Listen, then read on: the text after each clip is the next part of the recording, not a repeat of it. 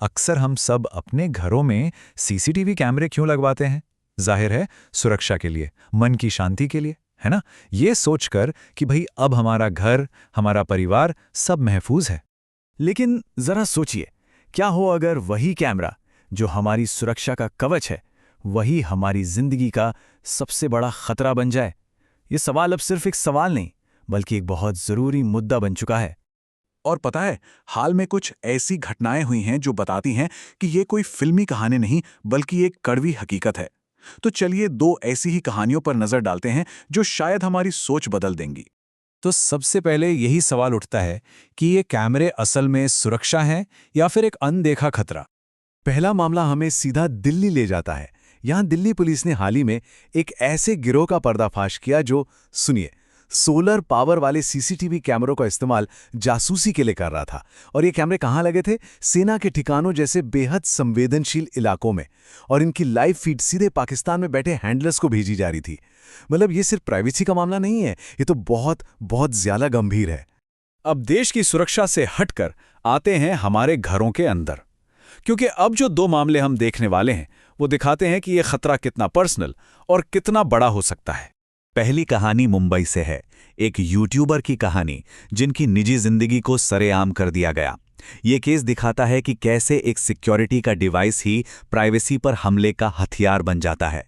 और यहां जो बात सबसे ज्यादा डराती है वो है इसकी रफ्तार। सोचिए, 17 नवंबर को बेडरूम में कैमरा लगा और 9 दिसंबर आते आते, मतलब सिर्फ कुछ ही हफ्तों में, उनके बेहद निजी पल एक वायरल वीडियो बन चुके थे। ये दिखाता है कि ये सब कितनी तेजी से हो सकता है। और ये सिर्फ उस यूट्यूबर तक ही सीमित नहीं था। पुलिस को दी गई शिकायत में साफ लिखा था कि वीडियो में उनकी बहन और मां की फुटेज भी थी। आप अंदाजा लगा सकते हैं कि इस तरह के हमले से कितनी गहरी भावनात्मक चोट पहुंचती है।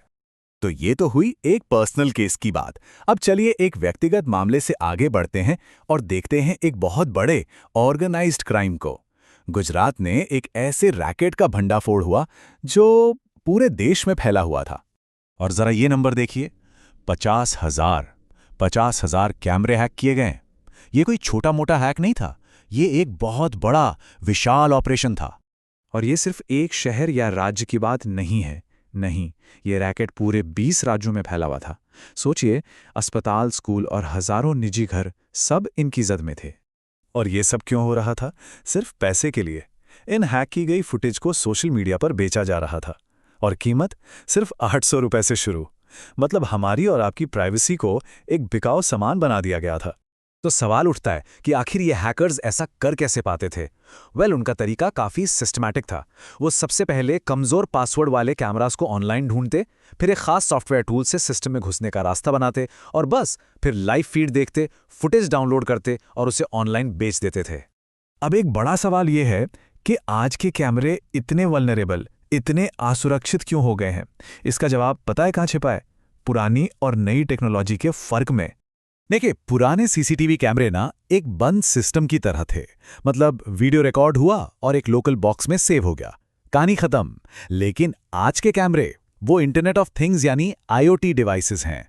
मतलब वो हमेशा 24 घंटे इंटरनेट से जुड़े रहते हैं और अपना सारा डेटा क्लाउड पर भेजते हैं। यहीं से सारा खेल शुरू होता है।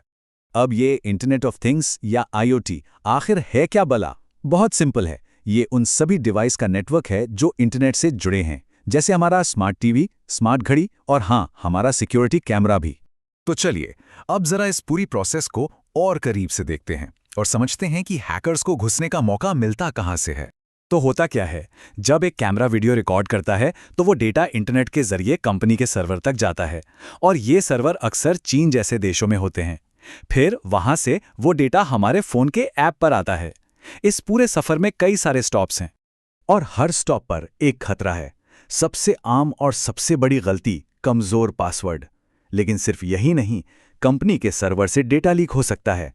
हमारे फोन में मौजूद कोई ऐप डेटा चुरा सकता है, या यहां तक कि हमारे घर का वाईफाई नेटवर्क भी अगर सिक्योर नहीं है तो वो भी एक दरवाजा बन सकता है। तो इन सब बातों से हम आखिर किस नतीजे पर पहुंचते हैं? असली जड़, असली प्रॉब्लम है कहां? देखिए, यहां यह समझना बहुत जरूरी है कि असली प्रॉब्लम सिर्फ कैमरा नहीं है। नहीं, असली रिस्क उस पूरे इकोसिस्टम में है जिससे वो जुड़ा है। मतलब कैमरा, हमारा वाईफाई, कंपनी का सर्वर और हमारे फोन का ऐप। जब ये सब कुछ आपस में जुड़ा हो तो एक भी कमजोर कड़ी पूरे सिस्टम को खतरे में डाल सकती है।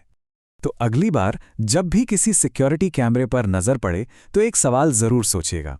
घर पर तो नजर रखी जा रही है, पर उस कैमरे पर किसकी नजर है?